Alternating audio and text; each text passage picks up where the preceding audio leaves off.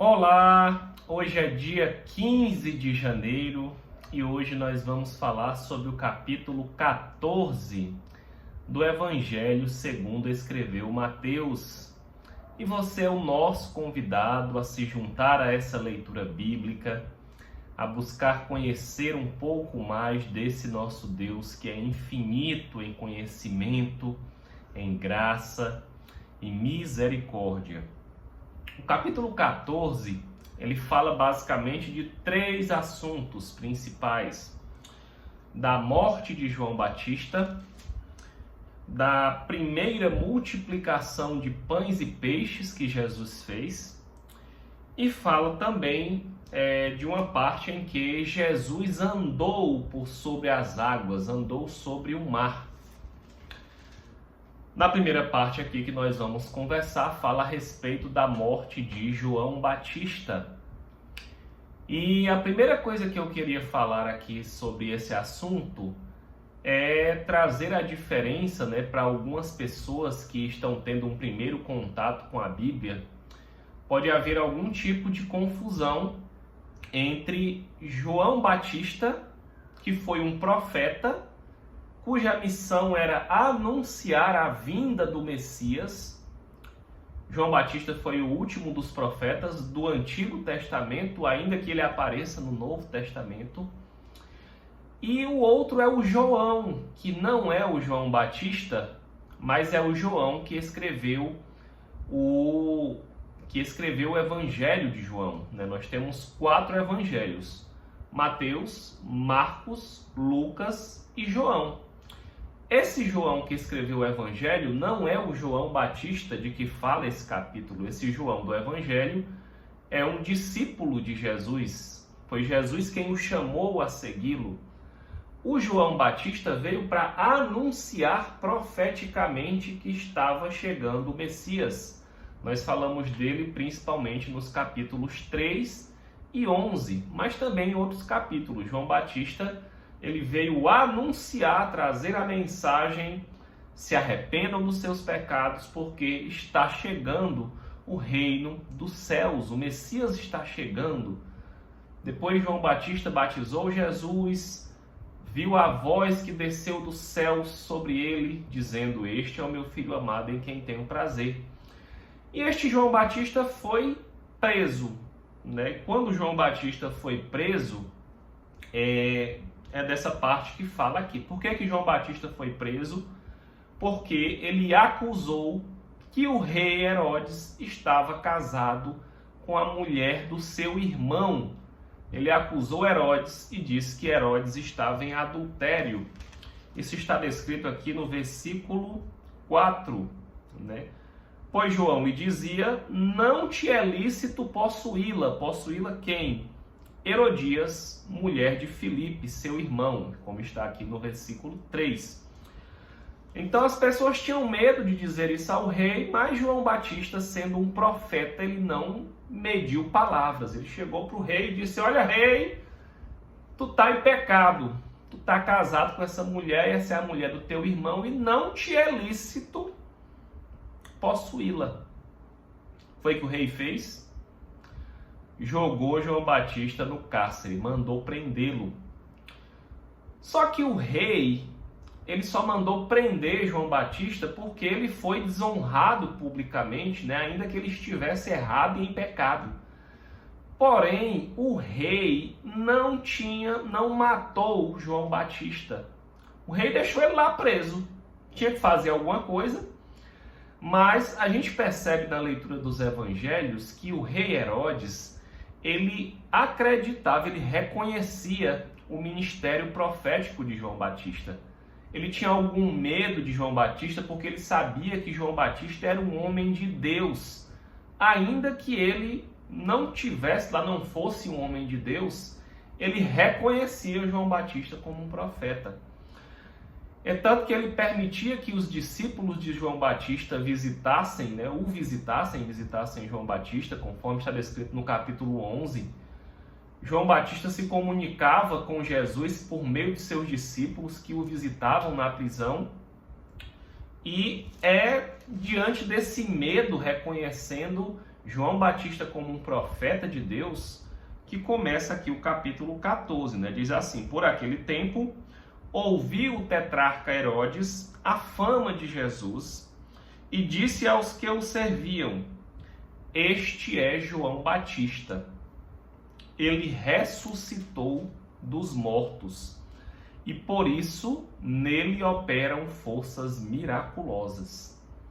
Ou seja, o rei Herodes viu os milagres que Jesus praticava e ele começou a ficar com muito medo. Ele pensou assim: nossa, eu matei João Batista e na fé dele, o espírito de João Batista estava agora em Jesus. E ele ficava com medo, porque, nossa, eu matei aquele homem, mas o espírito dele agora continua operando milagres agora em Jesus. E aí é muito interessante, né? O texto começa a dizer como foi que ele matou aqui João Batista e diz aqui, né, que foi em uma festa, eles estavam em um evento. Nesse evento, a filha de Herodias, que era a mulher de seu irmão com a qual ele estava casado, né, ela dançou publicamente. O rei Herodes gostou muito da dança e disse assim: olha, tu podes me pedir qualquer coisa que tu quiseres. E, induzida pela sua mãe, Salomé, né, que era a filha de Herodias, disse: eu quero a cabeça de João Batista aqui num prato. Isso está aqui no versículo 8. Versículo 7 aqui, ó. Pelo que prometeu com juramento, ou seja, o rei Herodes jurou para ela: eu juro que eu te dou tudo que tu me pedir. E no versículo 8 diz: então ela, instigada por sua mãe, disse: dá-me aqui num prato a cabeça de João Batista. No versículo 9 diz aqui: entristeceu-se o rei. Olha só, o rei Herodes, ele teve o seu pecado acusado, ele em público, ele mandou prender João Batista, mas quando ele teve que mandar matar João Batista e atender aquele pedido, porque ele tinha prometido a ela que o que ela pedisse ele iria fazer, quando ele se viu obrigado a fazer isso, diz aqui que ele se entristeceu. Versículo 9, mas por causa do juramento, determinou que lhe a dessem e deu ordens e decapitou João no cárcere. Então, ele estava meio que com medo, o rei, de mandar matar um homem de Deus. Ele pesou a consciência, ele ficou triste. Mas ele já tinha dado a sua palavra e um rei não poderia voltar atrás na sua palavra. Ele já tinha falado. E foi trazida a cabeça num prato e dada à jovem, que a levou à sua mãe. Então vieram seus discípulos, os discípulos de João Batista, levaram o corpo e o sepultaram, e depois foram e anunciaram a Jesus. E Jesus ficou sabendo e tomou conhecimento da morte de João Batista. Jesus já tinha falado um pouco de João Batista, lá no capítulo 11, nós falamos sobre isso. E Jesus disse que dos filhos nascidos de mulher, ou seja, dos homens aqui na terra, não tinha nenhum maior do que João Batista. João Batista era um espírito extremamente grande, extremamente evoluído no reino dos céus. Aí depois diz aqui no versículo 13 que ao saber da morte de João Batista, Jesus retirou-se dali para um lugar deserto. É como se Jesus estivesse aqui sempre com as multidões o seguindo, mas naquele momento ele não quis mais estar no meio das multidões, ele quis se isolar no momento de tristeza, no momento de luto que ele estava, e Jesus foi se isolar, foi sumir, foi fugir para o deserto. Porém, as multidões já vinham seguindo Jesus, e quando Jesus foi para o deserto, foi que as multidões fizeram? Correram atrás de Jesus no deserto. E Jesus, ainda que triste, ainda que de luto, quando ele viu as multidões atrás dele, diz aqui no versículo 14 que ele se compadeceu dessa multidão. Em textos anteriores, nós falamos que Jesus disse também que ele se compadeceu porque elas estavam como perdidas, pessoas perdidas, como ovelhas sem pastor.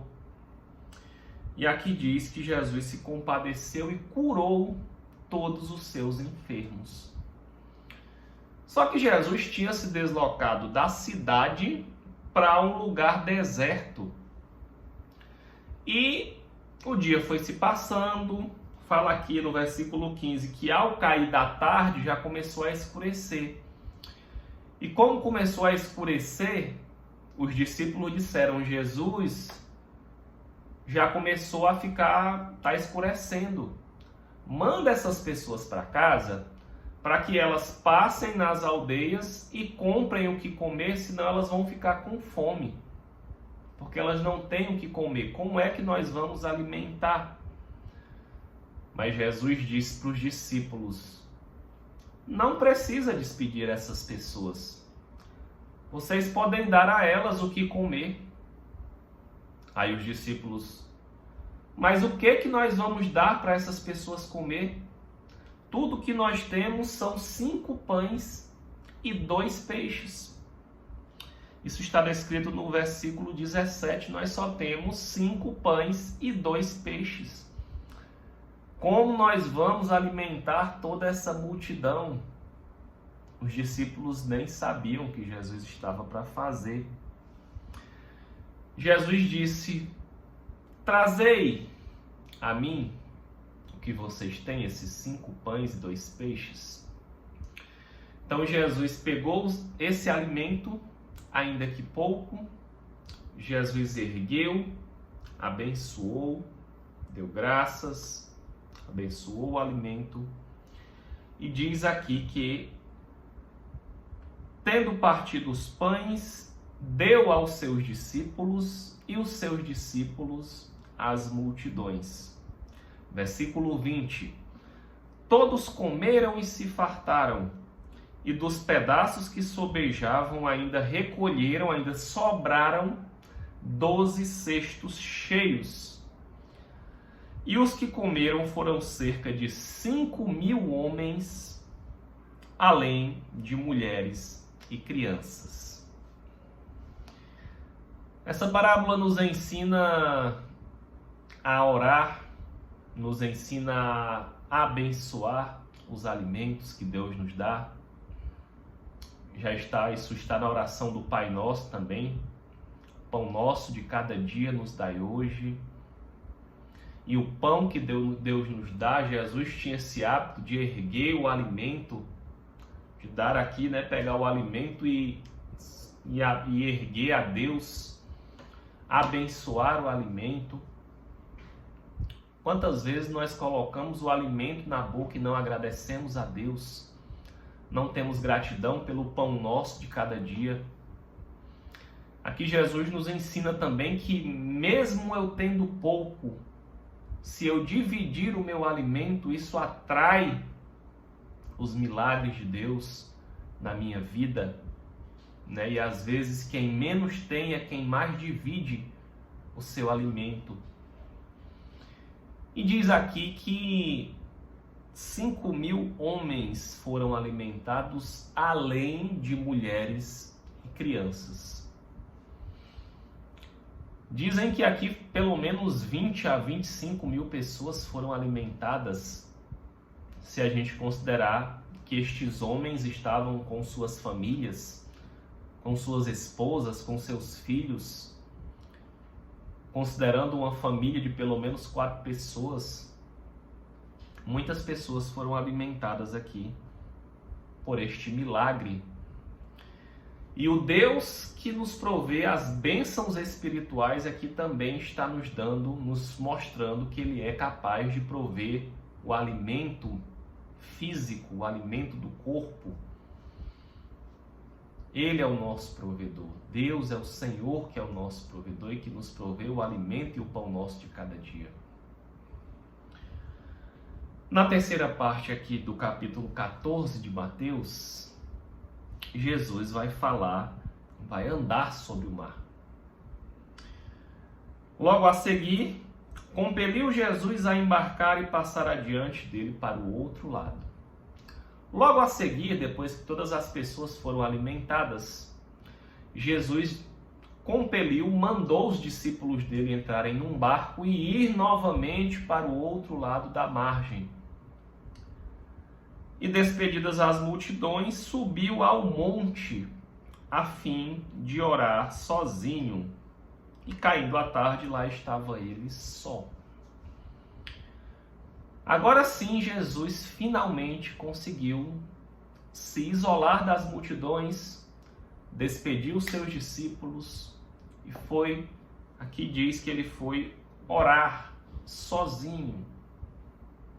O próprio Senhor Jesus já tinha dado a ordem: quando for orar, entra no teu quarto, fecha a porta e ora em secreto, que o teu Pai que te vê em secreto vai te recompensar. Temos que de vez em quando nos afastar da correria do dia a dia, temos que ter um tempo diário a sós com Deus. E isso é muito desafiador, porque estamos correndo muito, estamos às vezes trabalhando muito, estamos preocupados demais, e não conseguimos aquietar a nossa alma, às vezes, um tempo para parar e orar. Estamos tempo demais no telefone celular, às vezes fazendo coisas que não agradam a Deus, que não edificam a nossa vida. E quando a gente vai ver, já acabou o dia, já estamos com sono e não temos tempo para ter comunhão com Deus. Mas Jesus nos deu esse exemplo. Jesus tentou se isolar no deserto, as multidões correram atrás. Ele atendeu as multidões, curou, alimentou, fez milagres. Mas depois eu ainda não fui para o meu secreto. Eu ainda não fui falar com meu Pai. E Jesus despediu os seus discípulos e foi orar. Nós precisamos orar, nós precisamos ter tempo de qualidade de oração, nós precisamos ter comunhão com Deus, senão nós estaremos fadados à nossa morte espiritual, ao nosso distanciamento do nosso Pai. Então ele despediu as multidões e ele foi orar sozinho. O barco já estava longe, e diz aqui que o barco estava açoitado pelas ondas porque o vento era contrário. O barco dos discípulos estava indo e o vento dava no sentido contrário, impedindo o barco de se mover. Os discípulos tinham o objetivo de chegar em um lugar. Quantas vezes nós temos objetivos de chegar em algum lugar, debaixo de uma direção de Jesus, debaixo de uma direção de Deus, mas os ventos nos são contrários, os ventos nos impedem de chegar naquele lugar. Mas mesmo com o vento contrário, Jesus foi até eles. Mesmo diante das dificuldades e das adversidades, se você perseverar no caminho de Jesus, Jesus vai manifestar os seus milagres na tua vida. E foi isso que ele fez aqui. O vento era contrário, talvez uma dificuldade para chegar. O barco já estava longe, açoitado pelas ondas, mas foi Jesus ter com eles. Mas Jesus foi ter com eles não de qualquer jeito. Jesus não entrou dentro de um barco, Jesus foi andando sobre as águas. Jesus fez aqui um sobrenatural e começou a caminhar sobre as águas. Na quarta vigília da noite, foi Jesus ter com ele andando sobre as águas, e os discípulos, ao verem andando, ficaram aterrados e exclamaram: "É um fantasma!" Os discípulos viram Jesus, é um fantasma, e tomados de medo, gritaram. Vejam bem que aqui a palavra diz que os discípulos ficaram com medo. E quando eles ficaram com medo, eles não conseguiram reconhecer Jesus na vida deles e não conseguiram perceber que era Jesus que se aproximava deles. E eles se assustaram, tiveram medo. O medo pode atrapalhar a nossa fé. Mas Jesus imediatamente disse: "Tende bom ânimo, se animem, sou eu que estou chegando perto de vocês." Respondeu-lhe Pedro: "Se és tu, Senhor, manda-me ter contigo sobre as águas." E ele disse: "Vem." Jesus não só se move no sobrenatural, mas ele também nos convida, assim como ele convidou Pedro a se mover no sobrenatural de Deus. O Espírito que habita em nós, ligado no Espírito Santo de Deus, se move no sobrenatural. E Jesus espera que nós nos movamos pela fé no sobrenatural de Deus. Ora, o que é a fé? Senão a firme convicção das coisas que não se veem. E ele disse: "Vem." E Jesus até hoje diz: "Vem, vem andar comigo, vem ser meu seguidor, vem ser meu discípulo, vem andar comigo no sobrenatural." E Pedro, descendo do barco, andou por sobre as águas, e Pedro se moveu no sobrenatural com Jesus. Jesus estava sobre as águas e Pedro também andou por sobre as águas. Mas, diz aqui a palavra, reparando, porém, na força do vento, Pedro foi com os olhos em Jesus, mas Pedro tirou os olhos, tirou o foco de Jesus e começou a reparar no vento.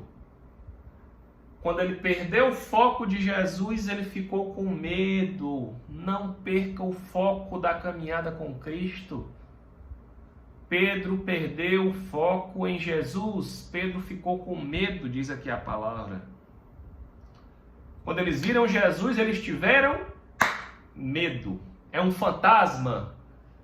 Pedro já estava aqui no sobrenatural, andando por sobre as águas, olhou para os ventos e teve medo. Ei, lá na frente Deus vai dizer que o verdadeiro amor lança fora todo o medo.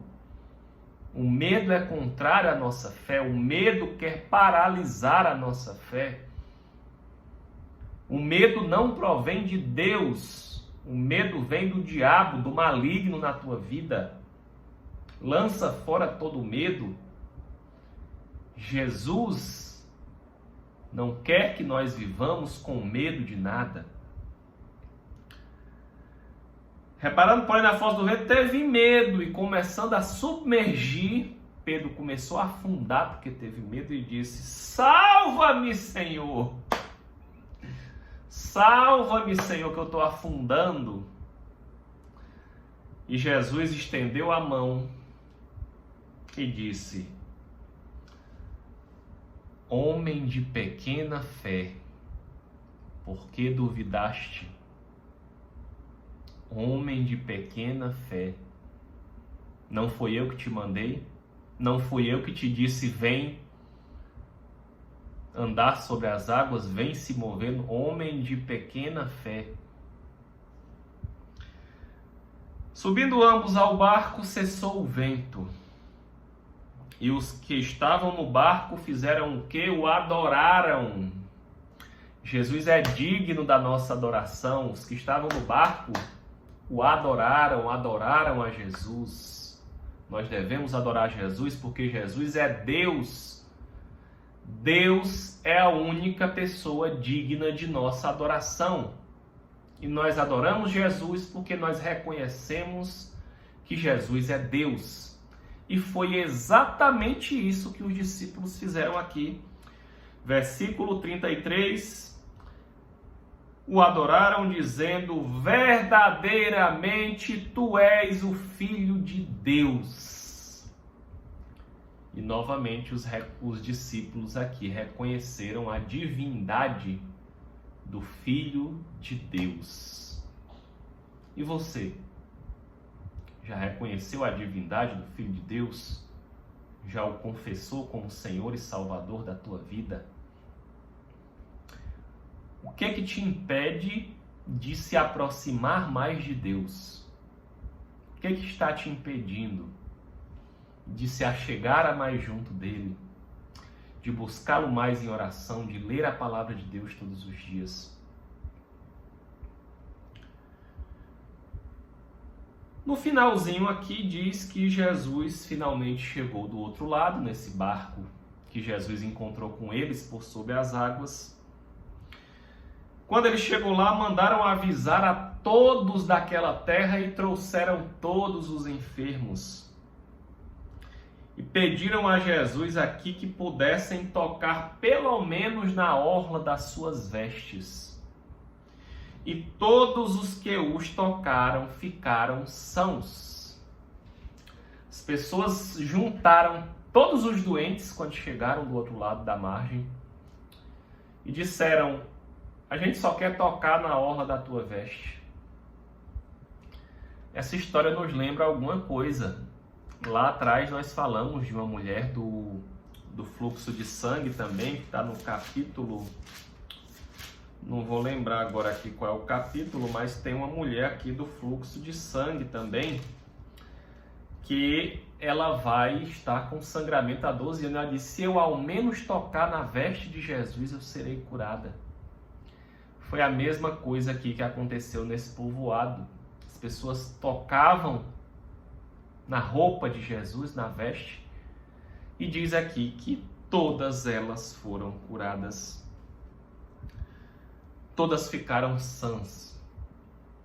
E aqui encerra o capítulo 14 de Mateus, novamente reconhecendo a divindade de Jesus e a sua capacidade de nos curar de todos os nossos males, de todas as nossas doenças. Que Deus te abençoe em nome de Jesus e até amanhã no capítulo 15. Um abraço.